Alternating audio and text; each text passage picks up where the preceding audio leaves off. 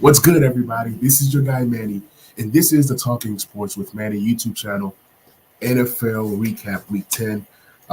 This is being recorded live before my Washington Commanders play the Philadelphia Eagles tonight. Not expecting much. It just is what it is. But in the meantime, let's go ahead and kick things off with the game that happened on Thursday night. That was the Falcons versus the Panthers. And for those of you guys who listen to my fantasy show, my starts and sits, I told you guys to rock with Deontay Foreman, and he came up in a big way. He had 31 carries for 130 yards and a touchdown. Mariota had 2 scores.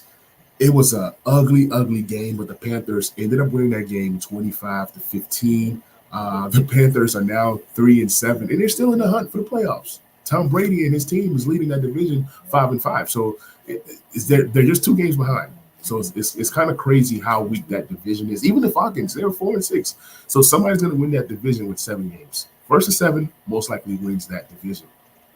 But moving on to the games that actually happened on Sunday, which was yesterday. The Bucks, they went to Germany. Early morning on Sunday. For those who partook of this game, the Bucks ended up winning this game 21-16. It gave people just a little taste of football. It wasn't a bad game. It wasn't an ugly game or anything like that. We saw some things between Rachaad White and Leonard Fournette. There's been rumblings that Rachaad White was going to take over this backfield. And Fournette was fine. He scored. Once Fournette got hurt, Rachaad White took over. He had 22 carries for 105 yards. It's trending up for him. He is a guy that Tampa Bay believed in. And for those of you guys who play fantasy football, it's up by now candidate in Rachaad White. I think he's going to be fine. He's an excellent wide receiver out of the backfield. Chris Godwin finally stepped up. For those of us that have been waiting for Chris Godwin to do something, to do anything, finally steps up, scores a touchdown. He has 6 receptions for 71 yards and a score. Geno Smith played well, but he just didn't do enough in order to win. These guys, they were shut out the first half, right? Tampa Bay led this 14-0. It was looking real ugly. They tried at the end to make a comeback and, bring this thing back. And then, the Bucs just pulled off a extra touchdown in the fourth quarter to go up 21-16, and then that was just pretty much it at that point. Tampa Bay's defense did play pretty solid, but wasn't, like I said, it was a decent game. It was a decent game, especially if you have fantasy implications. Tom Brady played well enough. He was able to spread the ball. Julio Jones scored a touchdown, for crying out loud. So, overall good game for Tampa Bay. And then we're going to get to the game of the week, which was the Vikings versus the Bills. We'll talk about that game last. Let's go ahead and move on to one of the most entertaining games of Sunday, which was the Lions versus the Bears. Justin Fields has been hot as a quarterback, not just in fantasy, but also in real life. He has been running the ball crazy. Last week he ran the ball, for 178 yards rushing? Yesterday he rushes 13 times for 147 yards and 2 rushing touchdowns. Not only that, he had 2 passing touchdowns to Cole Kmet. Cole Kmet had a long bomb that he received. Shout out to Amon-Ra St. Brown. What we realize is that Amon-Ra St. Brown is one of the better wide receivers in the league, especially in fantasy. In real life, we'll find out more. But in terms of what he does for fantasy community and fantasy purposes, he had 10 receptions for 119 yards. I believe he's one of the fastest to reach a certain amount of receptions in his first few, games or whatever. There was a stat about that. But Jared Goff is Jared Goff. He didn't really do much. But Amon-Ra St. Brown was the offense. What is going on with DeAndre Swift? I cannot really figure out DeAndre Swift because he continues to let people down. He had 6 carries. So is it that DeAndre Swift is hurt or DeAndre Swift isn't good? Like, what is it? 6 carries for 6 yards and a touchdown? That doesn't cut it. Then he received 1 reception for 6 yards. 12 whopping yards and a touchdown. If he's a playmaker, you got to give him the ball. They continue to feed Jamal Williams, which is good for my fantasy team. But at the same time, you're not feeding DeAndre Swift, which is also bad for my fantasy team. As you guys can tell, I have plenty Detroit Lions players on my fantasy team. But back to Justin Fields, man. He's improving as a passer. He had, 20 pass attempts. He completed 12, 2 touchdowns, interception. But the very last play of the game, he was sacked. And, he walked off upset. It's just one of those things where they need to improve that offensive line. He's improving as a passer. We know what he can do running the ball. I think him running the ball and being free opens up things kind of like how Lamar Jackson is, right? Lamar Jackson has that flexibility to do whatever he wants, and then it makes that offense a whole lot better. The same thing is going with Justin Fields right now. He's running around, buying time, and then making plays. I mean, he had Cole Kmet for a 50-yard touchdown. Cole Kmet 4 receptions, 74 yards. Mooney 4 for 57. But yeah, it was an entertaining game for sure. It was a shootout. It wasn't the shootout game that we thought we were going to get. Nobody was thinking, shootout between these two teams. Let's go ahead and talk about the Kansas City Chiefs versus the Jags. I got to come out of my jacket for this one. But Trevor Lawrence has been solid all year. He's making strides as an NFL quarterback. 259 yards, 2 scores. Travis Etienne had a terrible game. 11 carries for 45 yards. That's not going to cut it. Christian Kirk, man, he has been a surprise. Remember when he got that big contract? Everybody was like, why is Christian Kirk getting this kind of money? Christian Kirk has been solid, man. He had 9 receptions, 105 yards, and 2 receiving touchdowns. That's solid, man. Christian Kirk has been amazing, and that's off of 12 targets. So he's becoming one of the better wide receivers in the league, and the Jags saw this in him when he was in Arizona and said, hey, we're going to bring this guy over here, make him our number 1 wide receiver, and who knows, maybe next year they add another wide receiver to go alongside Christian Kirk. But guess what? They have already done that with Calvin Ridley. So, let's see what Calvin Ridley looks like with this offense, but I still think the Jags draft another wide receiver come next year. So, Zay Jones, 8 receptions for 68 yards. Travis Kelce just continues to do Travis Kelce type things.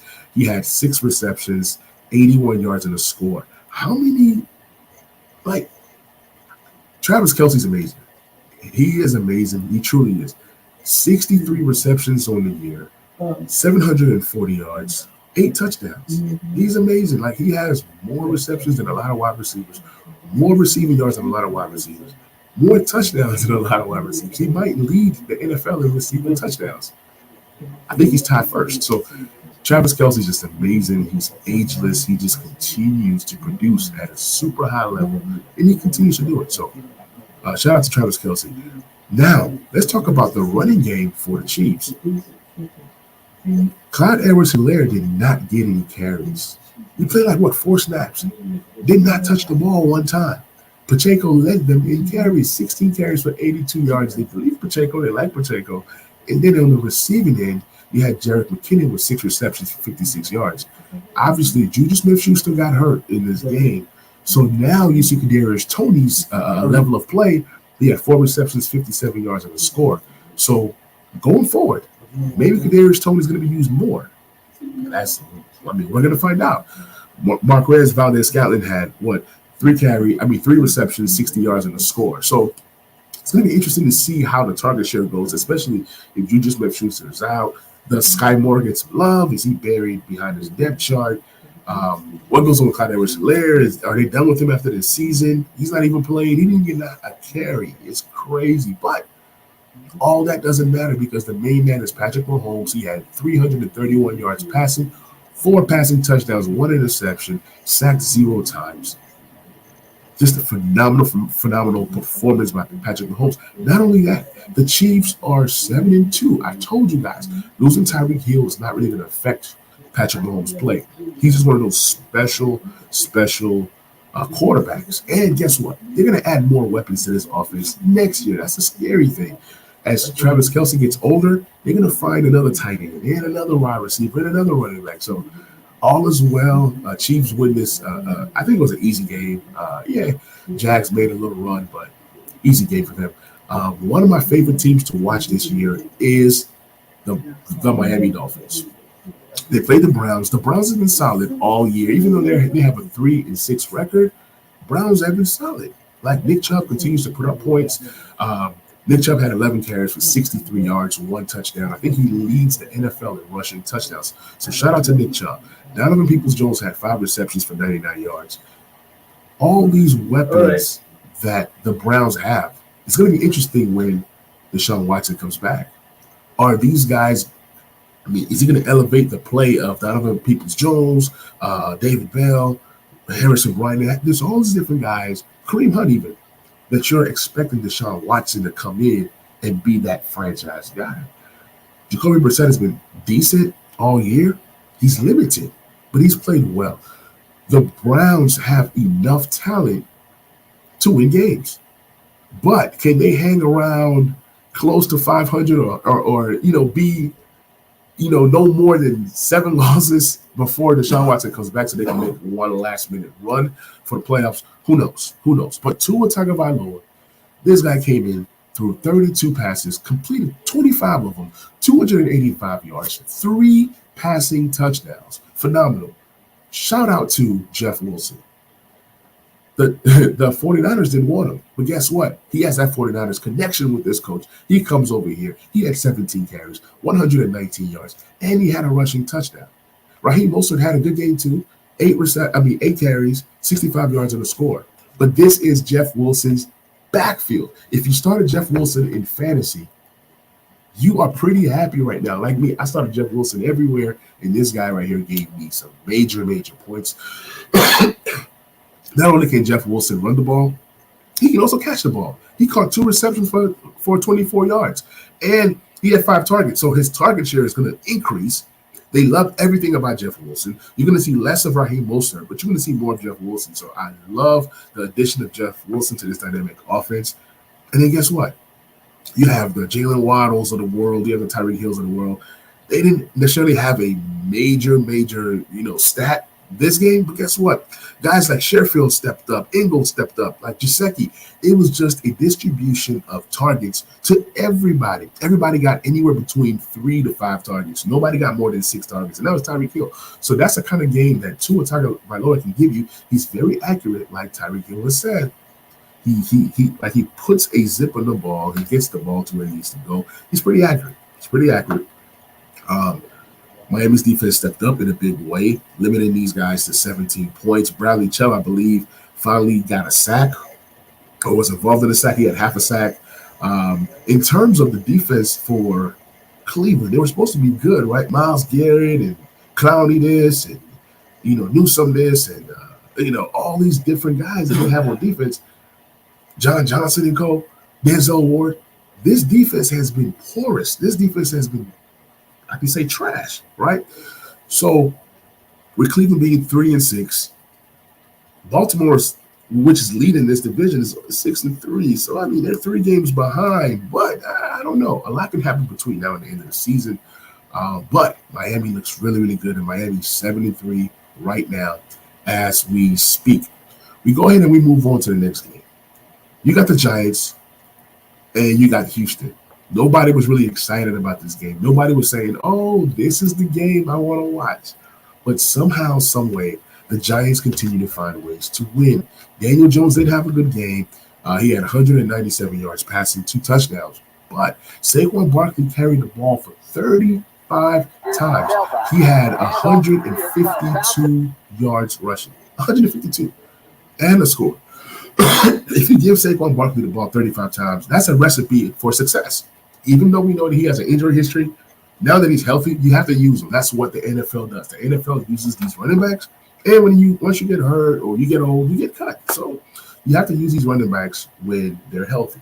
Darius Slayton had 3 receptions for 95 yards and a score. Outside of that, I'm looking at guys like Isaiah Hodgins, Tanner Hudson, and Wan'Dale Robinson, some of these other guys. Some I know, some I'm like, who are these guys? But they continue to find ways to win. They were able to get after the quarterback 4 times. They had 4 sacks.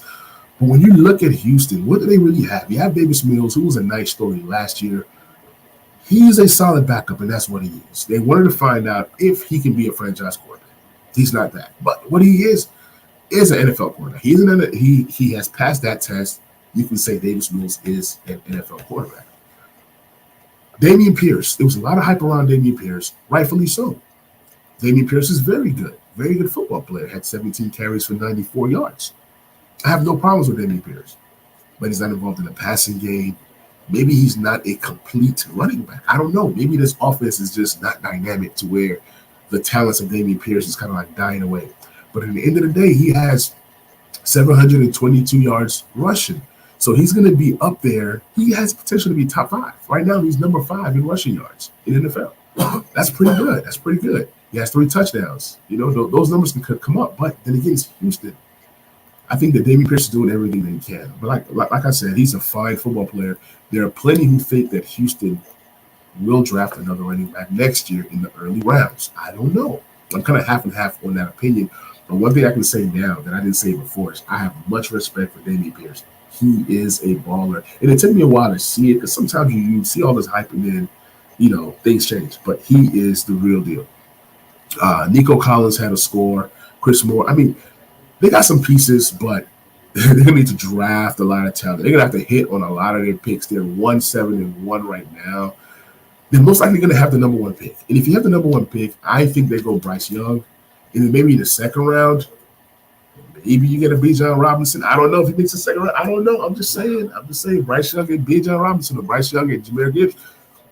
Added with Dameon Pierce, that's a nice little tandem right there between quarterbacks and running backs. But then it's like Brandon Cooks, right? That whole saga, they're going to strip him of his captaincy and this and that. Like Brandon Cooks, he's gone after the season. Whether they cut him or trade him, he's gone. I just don't see how he helps his team. But Brandon Cooks, man, one of the most traded players ever in the league. And how old is he? He's 29 years old. You would think that Brandon Cooks is like 90 years old, but he's only 29 years old. So we'll see what happens next year with Brandon Cooks. I like him. He's an excellent player, but I just don't think that him and the Texans can work anymore. I mean, that relationship is just damaged there. Moving on to the next game, we have the New Orleans Saints versus Pittsburgh. And Pittsburgh won this game, a game that they desperately had to win, 20-10. Kenny Pickett did some nice things, but he was also sacked 6 times. It's some of these growing pains. Sometimes you got to get rid of the ball quicker. Offensive line is bad. We do know that. Najee Harris had possibly his best game of the season, 20 carries for 99 yards. Kenny Pickett ran for his life 8 times for 51 yards and a rushing score. George Pickens, he continues to make plays, and most likely he's the best player on Pittsburgh. You can argue that he's the best offensive player for Pittsburgh. Yes, you have Deontay Johnson. Yes, we know who Deontay Johnson is. Yes, Deontay Johnson is special. But there's something about George Pickens, and you guys are going to see it as the season goes on. I mean, George Pickens is special. Freiermuth led the team in targets, but only 4 receptions for 36 yards. So terrible performance overall, offensively by Pittsburgh, but somehow, some way, they found a way to win. And with TJ Watt coming back, it changes the whole entire defense. One guy changes the entire defense. He should be the defensive MVP. That's just how good TJ Watt is. He comes back, and they limit the Saints to 10 points. If TJ Watt does not play, I'm telling you, New Orleans scores 35 points. That's just how it is. Alvin Kamara was limited. He did nothing. Andy Dalton looked terrible. 1 touchdown, 2 interceptions. Chris Olave was shut down. It was terrible, terrible performance by the Saints, and that's just a testament to Pittsburgh's defense. Alex Highsmith, one of the top leading sack guys in the league, had 2 more sacks. I think he's up there when it comes to sacks. So shout out to Pittsburgh on a big win for them. Maybe this is something that will help them turn their season around, but I don't know. We'll see what happens there. Moving on, you got the Tennessee Titans versus the Denver Nuggets, Denver Broncos. The reason why I kind of paused right there is somebody said that Tennessee scored 10 points in the second half. So they scored a touchdown in the third, a field goal in the fourth. They said the 10 points is the most points the Tennessee Titans have scored all season in the second half. 10 points. The Tennessee Titans have not scored more than 10 points all season in the second half. That is terrible. They continue to find ways to win. Tennessee Titans are kind of like the Giants. I don't think neither team is that good. but somehow, some way, they find ways to win. Sometimes it's better to just find ways to win than to be good or lucky. Or these guys just find ways to win. Ryan Tannehill played a great game, 255 yards. I say great game because, I mean, the Titans missing Tannehill, Malik Willis, or whoever can't make the plays that Tannehill can make. 5 receptions, 119 yards, 2 receiving touchdowns by Nick Westbrook-Ikhine. So that was all made possible because of Tannehill. Chico Coco is going to be a very good tight end in this league. Every time he gets a screen, this guy just makes plays. I'm a big fan of his. He's going to eventually end up being the tight end one in Tennessee. Maybe not this year, maybe towards the end of the year, next year. He is their number 1 tight end. What is going on with the Denver Broncos? What is going on with Russell Wilson, Mr. Let's Ride? They look terrible. 42 pass attempts, 21 completions. 1 touchdown, 1 interception, and in that last play at the end, oh my goodness, come on, man. I mean, they threw the ball well, so to speak, because the Titans defense kind of gives up yards, right? But when they needed to make plays, they could not make plays. Russell Wilson fumbled 3 times. He recovered 2 of them. But, I mean, it's all bad. Look, this Titans defense came after him, 6 sacks. Rashad Weaver, 1.5. I mean, this Titans defense, I don't know. Sometimes they're good, sometimes they're bad. They get after the quarterback, but then they give up passing plays. They have these young DBs. But, yeah, very uninteresting game all Sunday. They hardly ever came onto Red Zone. That's all I watch on Sundays. So, excuse me, guys. So, why is it that a few minutes before kickoff, we find out that Matt Ryan is going to be starting for the Indianapolis Colts? That's crazy. He starts the game, 222 yards passing touchdown. Jonathan Taylor all of a sudden remembers how to run, 22 carries for 147 yards on the score. Paris Campbell has a game, 7 receptions, 76 yards on the score. Pittman pitches in. All these different guys pitch in. But then they couldn't do this with Sam Ehlinger. But then why was Matt Ryan benched in the first place? I don't get it. They are 4-5-1. They still have a chance at that division, even though the Titans are 6-3. You play the Raiders, who are terrible, with all the talent, all the money given to Derek Carr, all the money given to Devontae Adams, and trading for him. You're 2-7. Jacobs is playing out of his mind. Devontae Adams is one of the leading leaders in touchdowns, probably tied with Travis Kelce. Yet you have 2 wins. 2. Dos. That's just crazy to me. It's crazy to me. But shout out to the Colts.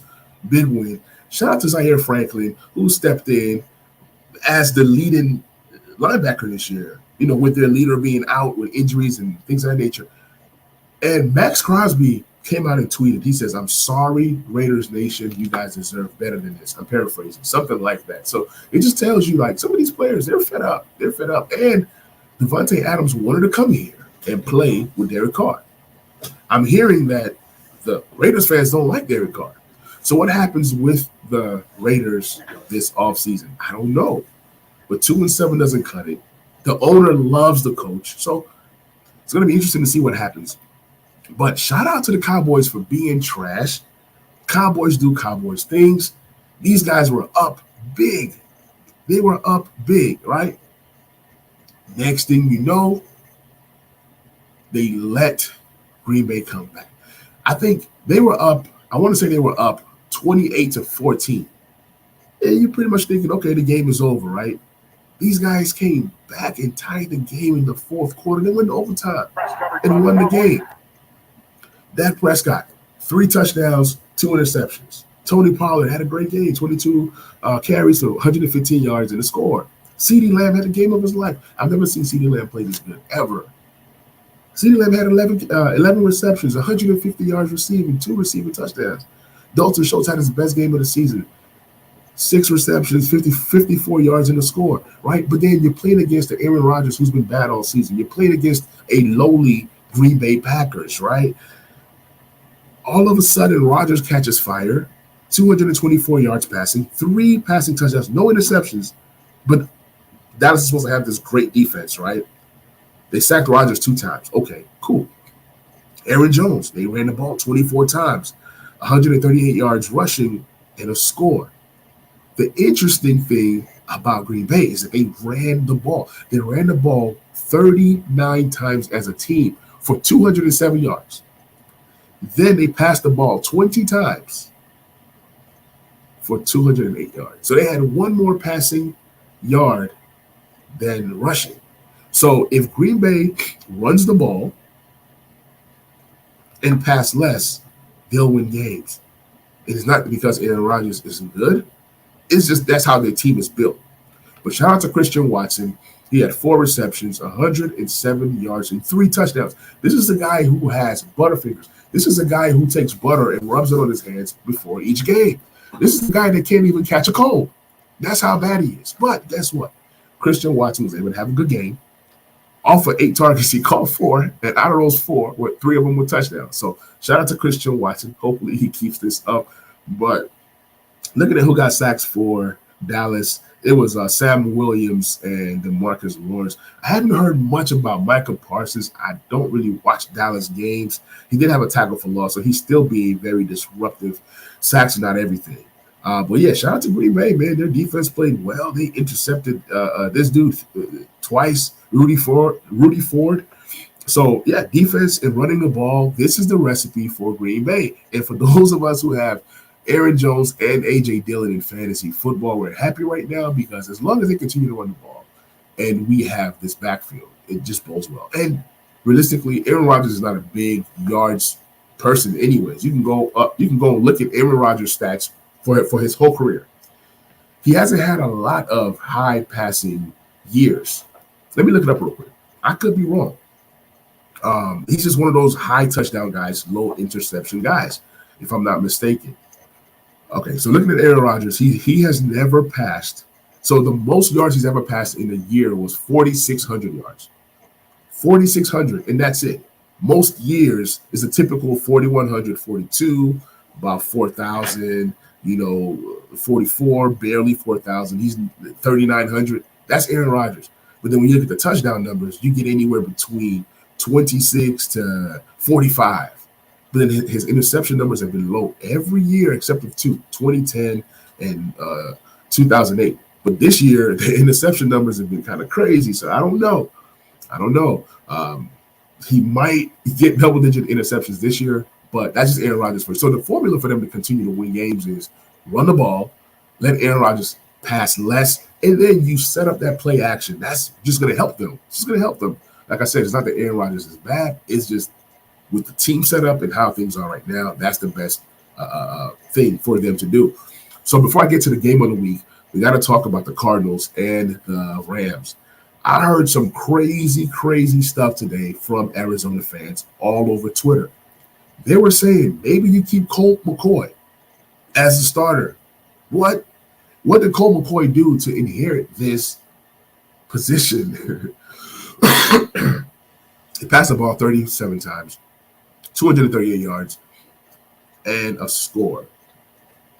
James Conner, 21 carries, 69 yards, 2 scores. So James Conner had more of an impact, in my opinion, than Colt McCoy. But Colt McCoy did get the ball out of his hands quickly, though.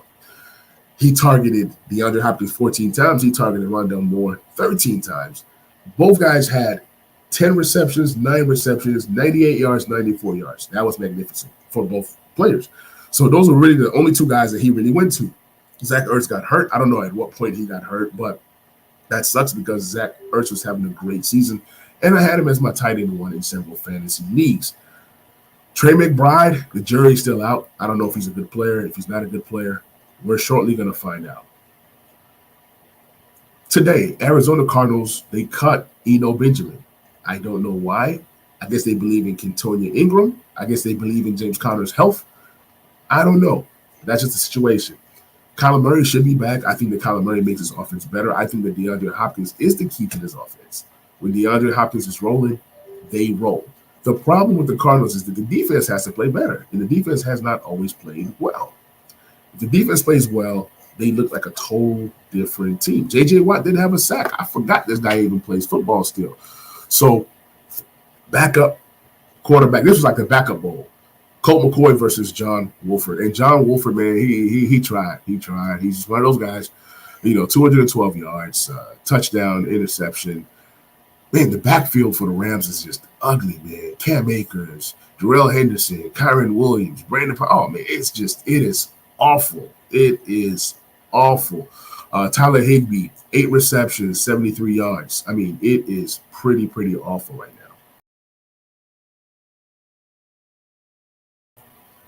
But, yeah, there was nothing inspiring about this game at all. But both teams made it. For those of you guys that had to watch this game on Sunday, I am so sorry. I feel so bad for you guys. Get you NFL Red Zone. Thank me later.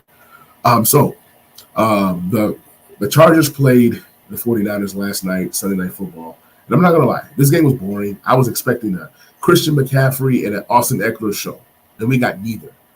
I got so sleepy. I almost fell asleep on this game. I actually probably did fall asleep on this game. Justin Herbert had a bad game, and at the end, he gave the game away. He just is what it is. He had 196 yards passing. He doesn't have his number 1 wide receiver. Doesn't have his number 2 wide receiver. Doesn't have his number 3 wide receiver. He's playing with guys like DeAndre Carter, bless his heart, Joshua Palmer, who's trying to find a way in his league. Austin Ekeler had 7 receptions for 39 yards. He's targeted 12 times. But he didn't give us the game that Ekeler usually gives us. The 49ers did a pretty good job at following Ekeler, finding out where he is at all times. And then they limited him, in the ground game as well. So it was just terrible performance by the Chargers, offensively and defensively. Khalil Mack did everything he could to, have an impact. Now, here's my bone to pick with the 49ers. Why would you trade for Christian McCaffrey and not use him? He had 14 carries for 38 yards and a score. But if you watch the game, I can talk about this really well because I watched this game. There were times when he was on the sidelines and they gave Elijah Mitchell the ball. So Elijah Mitchell had 18 carries to Christian McCaffrey's 14. Elijah Mitchell had 89 yards rushing. He was getting, he had 4.9 per carry. I get it. He was hot, but you got to find ways to get Christian McCaffrey involved. They didn't give him that goal line carry because I'm telling you, if that goal line carry went to Elijah Mitchell, it would have been some problem. Christian McCaffrey was involved in the passing game, 4 receptions for 39 yards. Brandon Ayuk had a good game, 6 receptions, 84 yards. Where is Deebo Samuel, man? He's getting paid all this money to do what? You have Christian McCaffrey and Elijah Mitchell. Why is Deebo Samuel still running the ball? You got to use these guys to their full capacity, or this is going to be a team that gets bounced in the first round. Like, this is a team I had high hopes on because they always find a way to get to the big games. They have a very, very, very good defense, but somehow, some way, they ended up winning this game 22-16. And if they end up with a winning record this year, and you look at Jimmy G's record as a starter for San Francisco, is crazy. So let's go ahead and get into the very last game of the day. Well, the best game of the day. I saved that one for last. And that was the Bills versus Minnesota.